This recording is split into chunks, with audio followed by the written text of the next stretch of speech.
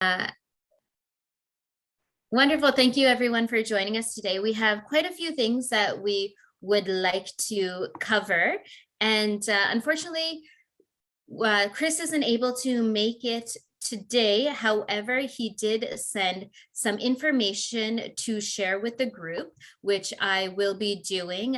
There has been a lot of requests for information on the CEWS and the CERS, and the government is getting a lot of pressure from businesses and groups to extend CERS and the CEWS program, including from FIC. So FIC has written to the finance minister on this issue this week and sent emails to the government officials advocating for it to be continued.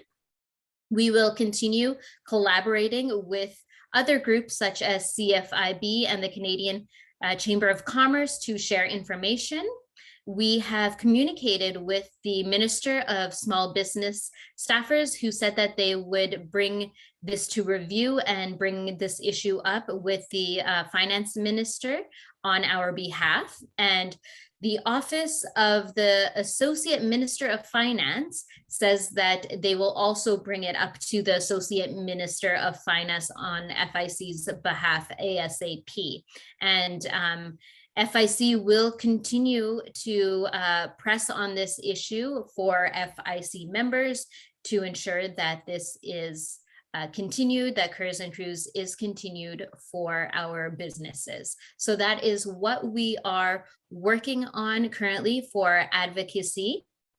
And when it comes to the CEWS and CERS, that is our update there. And then we will let you know more information as it comes available to us and let you know what it is that we are working further on. Other than that, we do have quite a few things that we want to discuss today. I will let you know that there has been an addition to our agenda about music licensing. So we do have Andrea Rush here, who is a lawyer who has been helping us throughout our journey with music licensing. And our music tariff 6B from SOCAN is actually up for renewal very, very soon. And Andrea, would you like to speak to us briefly about why it's important that we take measures now and what you think the industry should be doing? Oh, you're just on mute there.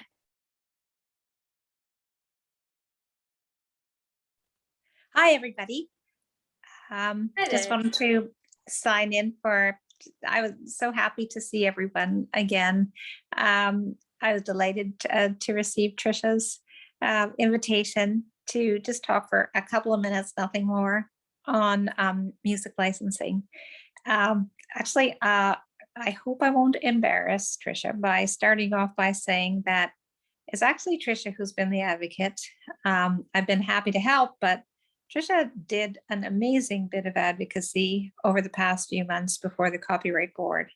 She didn't put me up to saying this. She doesn't even know what I'm going to say, but she probably does know what I'm thinking of, which is, there were a couple of cases that came down before the Copyright Board when they weren't really taking into account the pandemic and the effects of the pandemic. But, music and the fitness industry, is a little bit like if a tree falls in the forest and it doesn't make a sound, or it does make a sound, but there's nobody there to hear it as it's still making a sound. And that's kind of been the case in music and gyms. And so following in that line of cases where the board's kind of given a nod to, something's happening out there for the fitness industry and we're sensitive to it.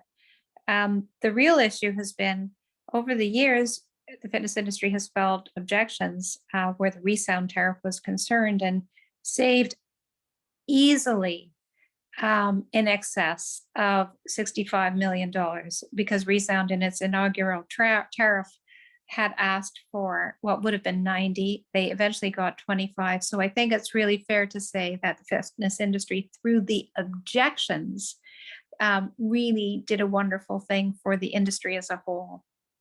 The problem is that you can't keep doing that. It was a fortune to go ahead and file these objections. And it wasn't just that it was a fortune legal fees, it was a fortune in what's more important, the resources of the time and effort of the good people who stood behind the requests and responses for interrogatories. And you know who you are. I mean, SOCAN asked many, many questions. They were about what was made and what the revenues were and all those kind of things.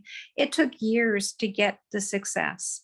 So the real issue is, do you ever want to do that again? Well, probably not, but you do want to go ahead and explain to the Copyright Board the detrimental impact that has been suffered by the industry payers and players, so that even if a tariff is certified, well, times have changed. You can't rely on the tariff that was certified as the baseline. It was a great tariff, but it didn't work during the years of the pandemic.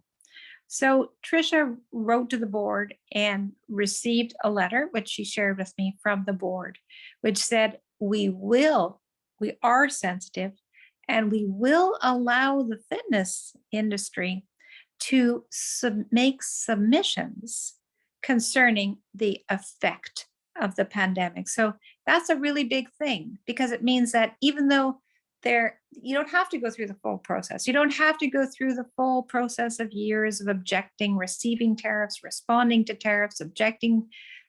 Instead, you can focus in on explaining to the board that it has not been business as usual, and you cannot rely on the tariff as previously certified as the baseline on a go forward basis, because as we know, the world will never be the same. I mean, we hope it will be, but in the meantime, the music tariff rates cannot proceed as though the world will be the same as it has been until it actually is. And so that's what I just wanted to talk about really briefly, which is to say that there has been advocacy by the fitness industry. It hasn't fallen on deaf ears, and there are reasons to continue, because music is vital to programs that are live and that are received online. We all know that music is vital to health. Fitness is vital to health. There's a close nexus between the two. And so just keeping you posted, and it's placeholder, but advocacy, and it's not quite, it's certainly not business as usual, but it's certainly not as though nothing is being done. Behind the scenes, quite a bit has been done in the way of quiet diplomacy, and has been very successful. So hats off, Trisha. I know you didn't ask me to say that. You didn't know what I was going to say. So I will sign off and say thank you very much for allowing me to participate, and say hello to everybody. Thank you so much, Andrea, and thank you so much for your kind words. We will definitely continue advocating for the fitness industry, and continue to do our best to ensure that we have rates that are fair to everybody involved. We do have a proposal that we are going to be putting forward, and that we are working further on to ensure that everything works out in a way that is beneficial as well as fair for everyone, and understanding that the pandemic has made a huge impact on how our industry operates, and there are some changes that need to be made. So thank you for sharing, and we will keep everybody more informed on what we are doing when it comes to music licensing, when we are connecting with In Tandem, Resound, and SOCAN. So let's move on to the next piece. I'm going to hand it over to our president, Madam President Sara Hodson, and she will be actually speaking about a few issues that have come up and we have been requested to speak about, and things such as essential business, our strategic plan, as well as virtual versus in-person businesses. So Sara. Thanks so much, Trisha, and thank you. I will thank you, Andrea, and I second Andrea's sentiment of Trisha and all of your hard work on that. Thank you so much. So I am going to post into the chat. You know, Chris wasn't able to help us out today on our call, but he did share with us an article from the Globe and Mail, and he said, where there is smoke, there is fire, which means that there is actually talk happening in Ottawa about extending CEWS and CERS. And all of the large associations that have been greatly affected by the pandemic have all put forth a very, very strong request right to Minister Freeland's office. So again, I've shared that Globe and Mail article. I do believe you have to be a subscriber to read it, but it does talk about how there is chit chat. So hopefully where there is smoke, there is fire. So moving on, in terms of, fitness as an essential business, I know that this is coming up a lot in a lot of our meetings. And again, I want to ensure everybody that this is something that is definitely part of our strategic plan, something that is on our minds, and something that is a hot topic, and something that we are being very wanting to take with a lot of education to be able to garnish a lot of the best practices and advocacy that has happened in other countries, what the learnings can be, what the pros and cons are. I know that it's very easy for us to identify all of the good things that can come with being labeled as an essential business. We want to make sure that we have done our full due diligence in this country on what the good and the bad come with being part of being called an essential business. And it's not an overnight fight or battle. It is definitely something that will take some time. And Trisha and I sit on the IHRSA Global Federations Working Group, and we get to, hear from countries all over the world who, this is a topic that they share on, and what are the ways that they are working with their governments to advocate sometimes for this, sometimes not for this, and to weigh and to balance all of those. And again, learning from other associations that, including the restaurant industry, who again have been really, really affected by the pandemic as we have, but also learning about, what that all means, and how we can really garnish as much information as possible. So I know that we hear from many of you, we need to be an essential business. We need to have this label. We need to get there. And we are saying we are working towards understanding exactly what all of that looks like and being highly educated. And it's our job as the voice of the fitness industry and as your association to make sure that we have done all of our due diligence to present that to everybody and to move forward. So that is the update on essential business. The next topic is we are, the executive team at FIC is formulating our vision and strategic plan for 2022. We are presenting that to our board of directors at the end of this month. We have a board meeting on October the 29th. From there, we will put together our final version of our strategic plan, and we're going to share that on our national call towards the end of November. So I just want to have everybody aware, everybody looking forward to that. And we're going to be highly specific in what the initiatives are that we are working towards, what the projects are that we are doing to drive those initiatives, and what our goals are as an industry. Sneak peek, one of them will be continuing to grow our membership. And so we look forward to working with all of our members. Again, the larger our association grows, the bigger voice we have, the bigger impact that we have for each and every one of our businesses. So stay tuned for that, but that is coming down the pipeline.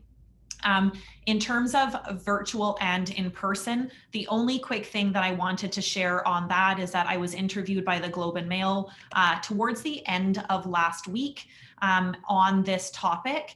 And it is, I'm just trying to find, oh, here it is. One of the things that we spoke about with the Globe and Mail article was specifically some research that we had done. And if all of you remember, several months ago, we engaged Abacus Data to run a survey for us. We surveyed 1,500 Canadians, which was the right number of Canadians for us to be able to extrapolate this and to be able to say that this percentage of Canadians do kind of believe in from X to Y, or with this question, here is the answer. And one of the questions that we did ask was in regards to in-person and virtual exercise. And this article that came out, and again, I will just paste it into the chat.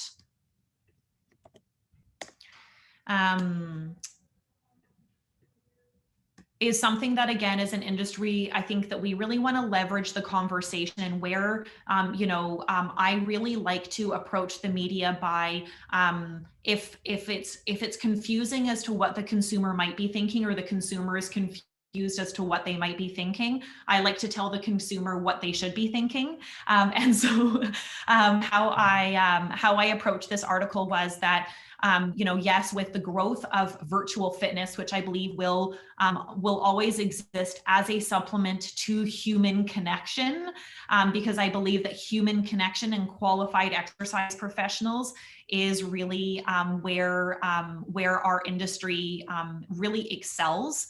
And I really languaged in my interview that didn't necessarily really make it into the article, but we're going to try to kind of push this forward with that journalist. And she really, really liked this angle, was that, over COVID, we had this amazing opportunity to have almost like a test tube experiment going on, which was that in the absence of fitness facilities being open, people who were not fitness consumers before, and yes, we have people who were fitness consumers and stayed fitness consumers. We have people who were fitness consumers and stopped exercising. And we have people who were not exercising because they didn't have enough time, and maybe they thought that they needed to be fit to go to the gym. Those people found time, and they found the privacy of their own home to potentially get more fit. And so out of this test tube experiment, I believe that we have grown our future consumer for fitness facilities, because those people to come back and will want to explore what is out there. And so virtual, I believe, may have been what they've been doing, but that will turn into supplementary for them, and they will want to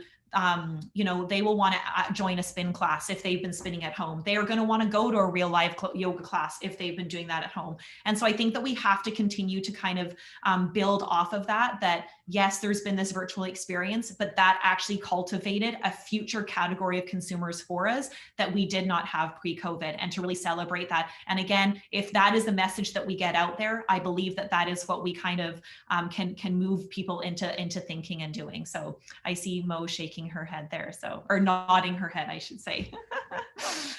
So in that specific article, we did cite the abacus data that we pulled.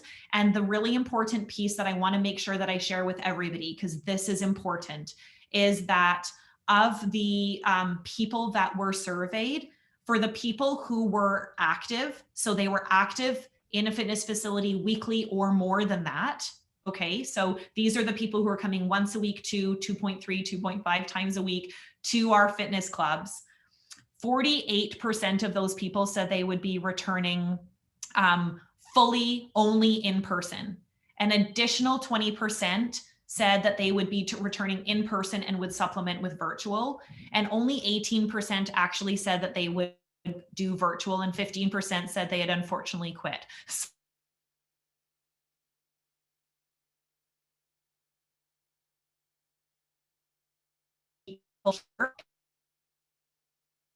Is what we have to take from it. That is what shows our survey, and that is a really, really strong outcome for our industry. So I wanted to make sure that it's in this global article, and I wanted to give everyone a little background from it. That's it. Great. Thank you so much, Sara. Sorry, I think I cut out there, but that's it. Thank you. Just at the end there, but I think we caught everything else you were saying. So thank you so much for sharing those updates. And if anybody has any questions about them, please feel free to email us, and we are happy to expand on anything that you may want more information on. So let's move on into the next part of today's conversation, which is the provincial updates. So we will go through our provinces that we have representation in to get a little bit of a snippet of what's happening there. So we will start in BC today.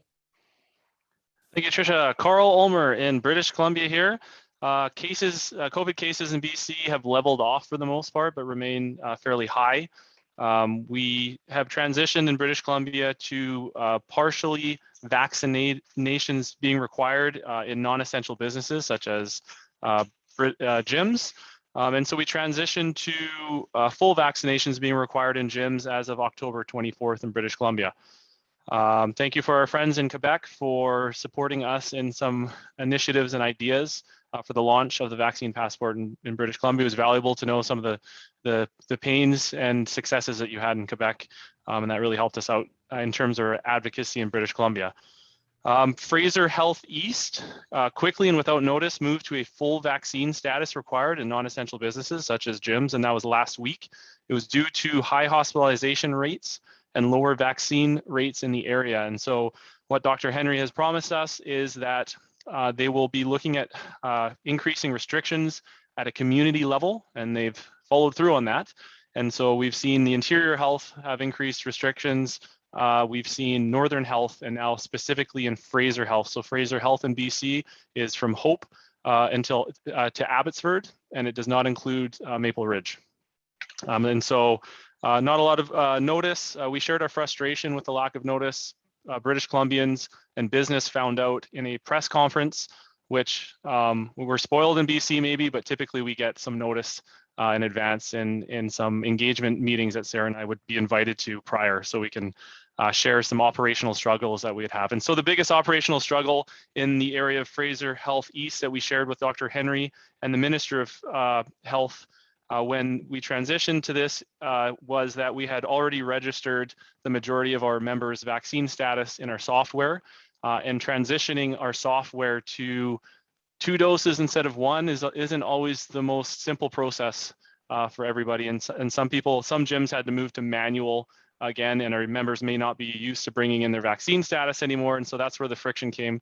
And that is something that public health has acknowledged for future. Doesn't mean they won't, again, not give us notice, but at least we've informed them that there's quite a bit of friction when we had to transition to that in Fraser Health East. Currently, Fraser Health East order is until further notice, but we had an FIC call in British Columbia last week, and we all agreed that they're likely not going to change the double vaccine mandate in Fraser Health East just to bring it back again October 24th. The biggest 2 lobbying efforts in British Columbia currently for the FIC in BC, and Sara and I leading the way on more grant money for fitness facilities, so all gyms. We went through the slow summer when we reopened up, and then we were anticipating a busy September to have to transition to the vaccine passport. And so we're looking for more grant money from our government. The other thing that we're definitely navigating through in British Columbia is compliance issues with a vaccine passport. And so there hasn't been a lot of there's been a lot of compliance issues in BC when it comes to fitness facilities and restaurants, but there hasn't been a lot of response from the government or public health on this. So previous to today, there had only been 5 fines issued to businesses that are not complying with the vaccine passport. Yesterday, 2 days ago, Sara and I connected with Ian Tostinson, the president of the BC Restaurant and Food Services Association. And we've built a relationship with Ian, and we've committed to aligning lobbying efforts where the initiatives align with the benefit for fitness businesses and members as well as restaurants. And so just yesterday, we gave out notice aligning with the Restaurant and Food Service Association to the Minister of Health, sharing that we are concerned about the lack of enforcement of the vaccine passport. And then just today, not that we want businesses to be shut down or licenses to be taken away, but there's a restaurant just this morning, it said on the news in Hope, BC, that had their business license taken away for not following the vaccine requirements. And so again, we aren't advocating for businesses to be shut down, and we understand the struggle when it comes to vaccine passports, but it seems like this relationship and the communication from us and the restaurant industry will support further compliance on this. So we're all dealing with a level playing field, and we're making decisions that are best for the health and safety of our members and our staff, as opposed to our personal opinions on what should and shouldn't happen. And so just a quick note, in terms of compliance, Sara and I have taken the position in British Columbia that, we do get phone calls and text messages and emails about gyms that are not complying in BC, and following Scott's lead, when it came to gym guidelines, we initially will call gyms first. We'll relentlessly try to get a hold of them and try to change their lens and their perspective on the vaccine passport. We work with them, we hear their point of view, we let them know they've been heard, and we try to share with them the reasons they should be following the vaccine passport. And if they aren't, we do have a connection in public health that we report to, and they take a soft approach and try to do the same thing. And they'll reach out to the business owner or operator in British Columbia. And so that's where we're at today. We're not the vaccine passport police, but we will support in educating gyms in British Columbia to do the right thing. Signing off in BC, Rosie and Carl. Thank you. Thank you. Thank you for that update. Let's go on to Alberta. Perfect. So lots of interesting things have been happening in Alberta. So we've implemented, we don't call it the passport, but it's the restriction exemption program. Businesses can choose whether or not they want to be a part of that. If they don't want to be a part of that, they must operate under restrictive guidelines. So for example, in Alberta, that means it would be private training only at 3 meters. So most facilities have adopted the restriction exemption program. Facilities have reported, some have seen an increase in sales, some have seen more people fall off and sit on the sidelines. Some are about break even, but a lot of people are saying the sales are not as robust as they were in the summer, probably just because there's lots of confusion, and when there's confusion, it's just easy to sit on your couch and do nothing. So that's the update in terms of enrollments. This week, the Minister of Jobs, Economy and Innovation made a pretty significant announcement, and that is that they will be tabling legislation that would prohibit employees from suing their employers if the employer requires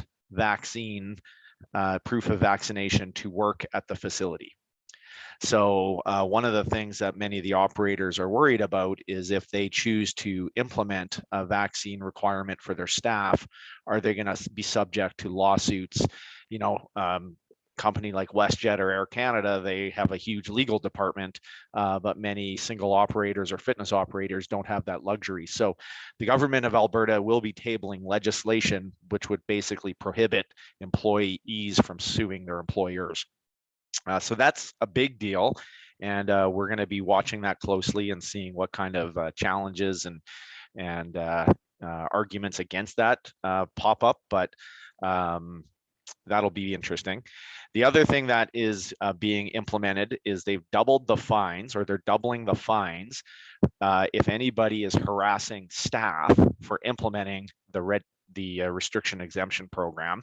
So if a member's coming in and giving their front desk a hard time and being belligerent, etc., that person would be subject now to a $4,000 fine.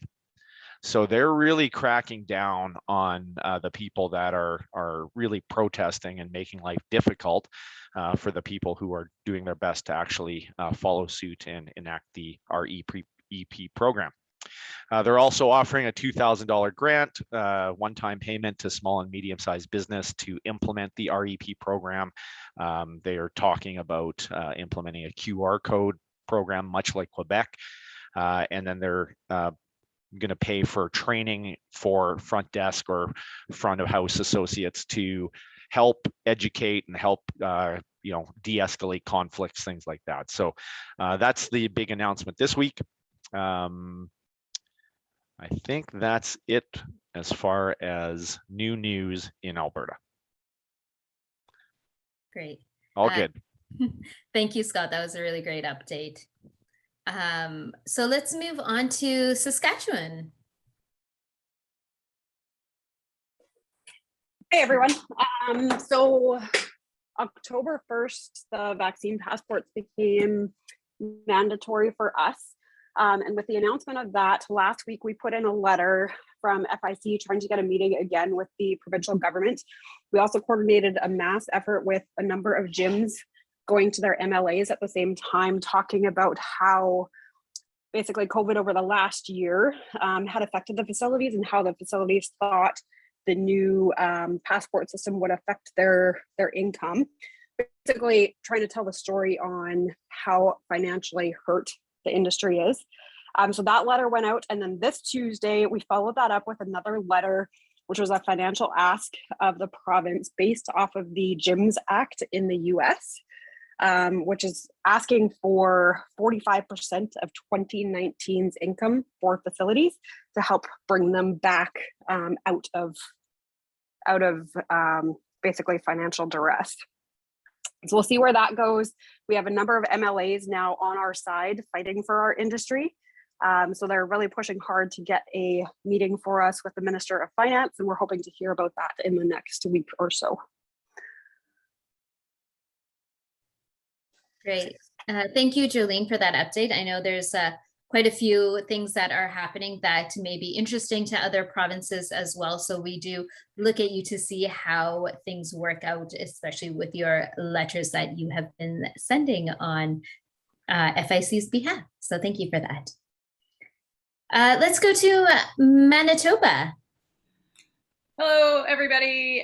Kate here. Unlike Mo, I have not gotten my hair cut in the last forever, and I'm slowly turning into Rapunzel, for those of you who know or are old enough to know who Rapunzel is. But Manitoba, we have had the vaccine passport here since early September. So it's been implemented for a while. I think everyone's more or less used to the whole thing. This week, we went into restricted level orange. And that doesn't necessarily change things for gyms so much as the businesses that don't require the vaccine passport. The capacity is limited in those instances. For gyms, you do have to be fully vaxxed, restaurants, events, all of those things. There have been some fines issued for businesses that are not complying. The first fine is $5,000, and I know some businesses have received several of those fines, including a fitness business that recently had to close because they refused to follow the health orders. Other than that, not too much is different here. Our numbers have sort of plateaued. There's a small area in the southern part of the province that has very low vaccine uptake. So in that area, there's been lots of fines, but in the bigger centers, people are just kind of used to the idea of a vaccine passport, and other than the small percentage that are not complying, it's just kind of how life has been here. Amber, I think, is on the call, so I'm not sure if you have anything to add about Manitoba. The only other thing is during our call that we just had, it actually fell kind of along the lines of what Sara was talking about, because Manitoba did receive, or the council received a grant where they're going to use it we'll use it towards marketing and stuff like that, into getting people back into gyms. And that was kind of a big conversation piece we had yesterday with everybody on the call, was where do we want to kind of target, or how do we want to structure that? Do we want it so that it's, we want people to come back, or is it more, are people looking online? So it's kind of good to hear what Sara had to say with those percentages that you gave out. Because that helps a little bit of knowing how many people are staying online and how many people actually want to come back to the gym. So that definitely helped. Other than that, Carl will probably give you a call sometime along the lines, because I think one discussion that we were talking about that we want to have is about asking for money, because our industry in Manitoba hasn't received any help or support or funding, or very few discussions around the table too. So definitely want to see how other provinces are doing it, if you're successful getting any funding for the gyms, because like you said, we're in October, which is peak season, and we've been in passports for a month now, which is definitely, we see some gyms struggling as much as loss of 30% up to $200,000 in 2020 of a loss. And we definitely, when those things end, when CERS ends and CEWS ends in October, if it does, we might see a few more gyms who can't get through without that extra funding. So we might be reaching out for some help. But other than that, Kate, I think you covered everything. Awesome. Thanks, everybody. Thank you so much, Manitoba. And it's great, Amber, you brought up the fact that Manitoba Fitness Council, who is our partners, has received funding that we are going to be working together with when it comes to using it as promotional pieces for fitness in general. So working on that very closely with our partners there. Ontario.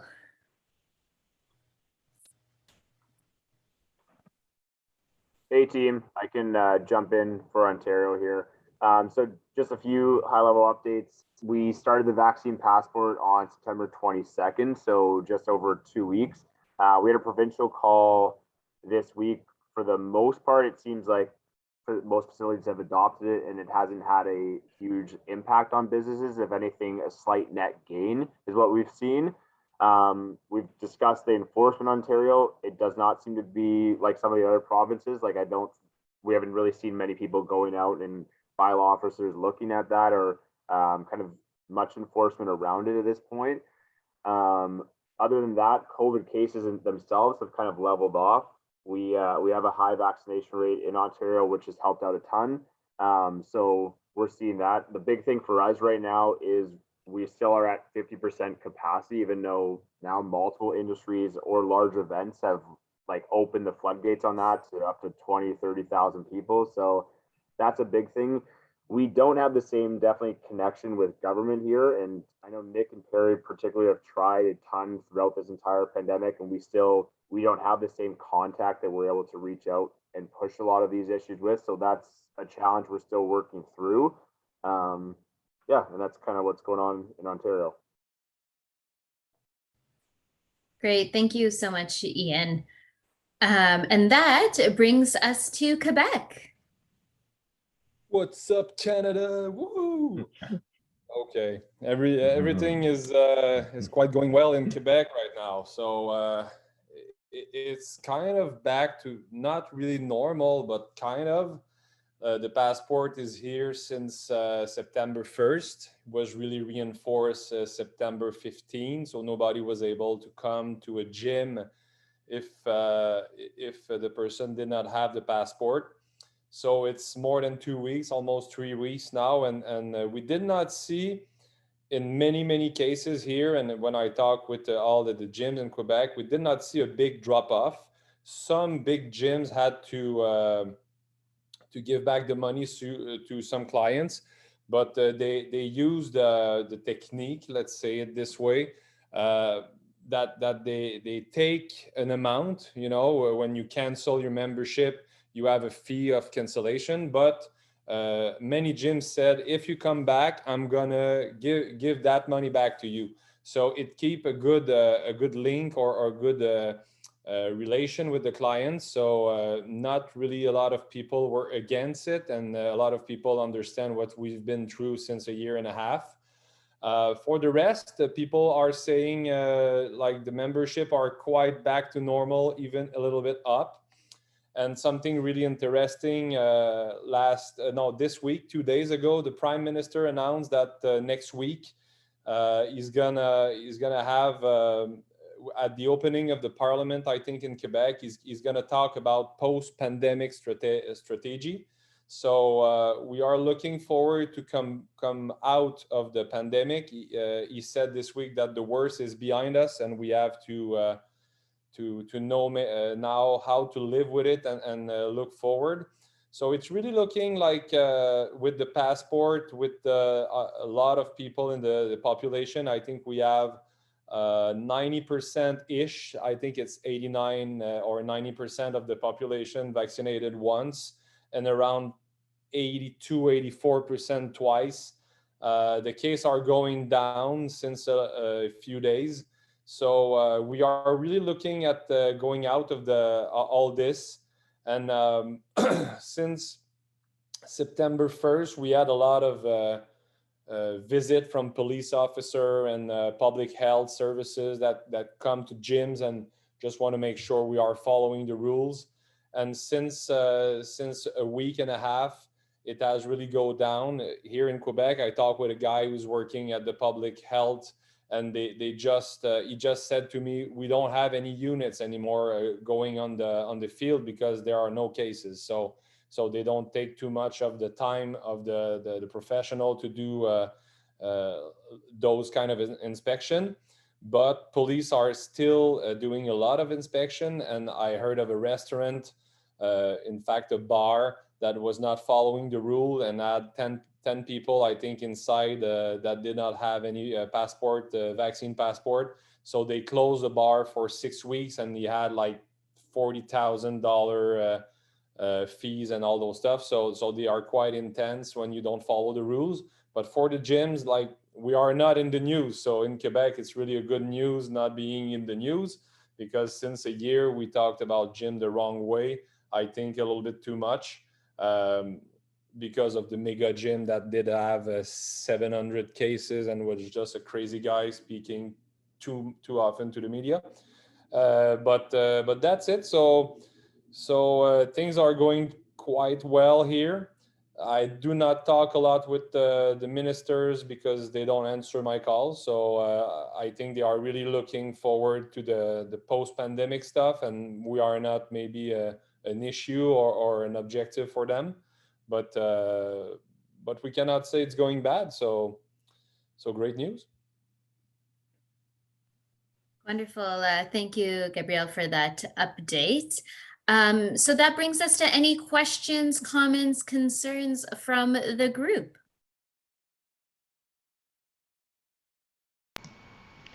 If it's okay, Trisha, it's Natalie. I just want to bring up one thing that's happening in Quebec, which is, as soon as we took down the federal election signs, the municipal election signs went up. And so on behalf of everyone, we want to wish good luck to Gabriel, in the hopes that that's going to go well, because it'd be really nice to kick it off with somebody who is now a well-oiled machine in government relations and PR to talk about sport and exercise and its importance at the municipal level in the area near Quebec City. So fingers crossed with that. Apparently he needs, if anybody wants to pound the pavement and knock on some doors in his area, if anybody needs to do something on the long weekend, there you go. Gabriel's looking for help with that. But I think this might be he's going to get busy. So this might be one of the last calls we have him on before the election. So bonne chance, Gabriel. Merci, thank you, everybody. And honestly, I'm doing doors to doors each and every night, talking about sport and activity, physical activity, and everybody like for or against me, like in the parties in Quebec and everything. Everybody is behind sport, and next week is supposed to be a big week for the announcement in Quebec for sport, and I'm gonna kick some ass, because honestly the other party don't talk about sport, and I'm gonna try to make it a political issue here in Quebec. So thanks for your support. And I feel very lucky for us to have you here on our team, and hopefully you can bring us that star power as well. So thank you so much. Thank you.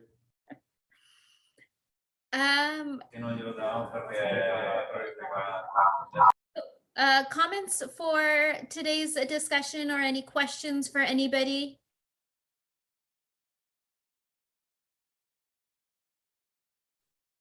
No.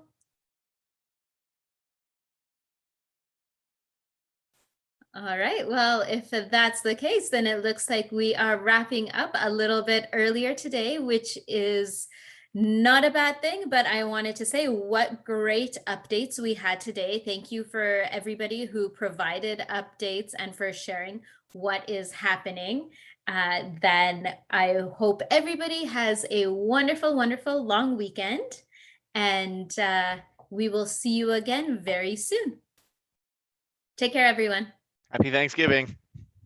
Happy Thanksgiving, everyone. Bon Thanksgiving.